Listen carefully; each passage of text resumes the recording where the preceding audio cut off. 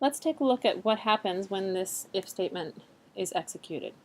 So at the point that we are here, line 55, we have a number in user guess and a number in secret number.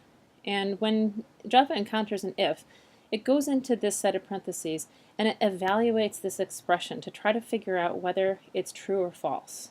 So suppose that secret number has like a 10 in it and user guess has a 5 in it. Well, 5 is less than 10, and so the expression 5 less than 10 is a true statement. Whatever happens in here, and we will be getting a lot more complex expressions going on in here. Doesn't matter how complex it is, it eventually is going to evaluate to true or false. And if it evaluates to true, then I get to go into the curly brackets and execute this statement. If it evaluates to false, then I guess I skip to the end of the curly bracket without executing that. And then in this case, I see that there's an else if chained to this if statement. So then I will go and I'll do this test next and see if it's greater. If I get to this statement and this one evaluates to false, then I will skip this. And then because there's an else chained to this, I will then hit this area. Now, what happens if one of these is true? So for example, if I have user guess is 5 and secret number is 10, this evaluates to true, and so I print this out, and then because these are chained to the previous, I actually just skip the rest of these. If I get to go in one of these, then I can skip all the rest of these statements and then I end at the bottom.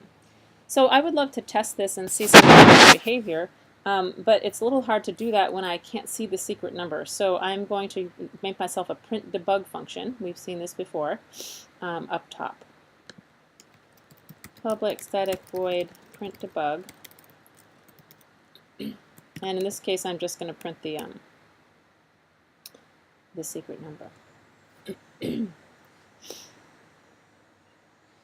Actually, I might make this a little more full-fledged here. I'm just going to take a string to print. Okay.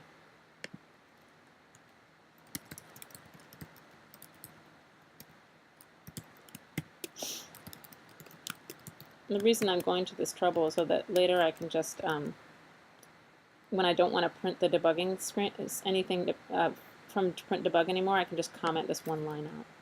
So I'm going to say, after I've generated the secret number, I'll print a debugging statement just for myself. That is, let's see, secret number is plus the actual secret number. Okay, let's give it a run in the terminal. Java C, Java, lowest number, let's go 1 to 10. Secret number is 4. Oh, here, please not, here's me not putting in my, my numbers here. Okay, so number between 1 and 10. Secret number is 4. If I guess 3, it should tell me it's less. That number is too low. Okay, so fine.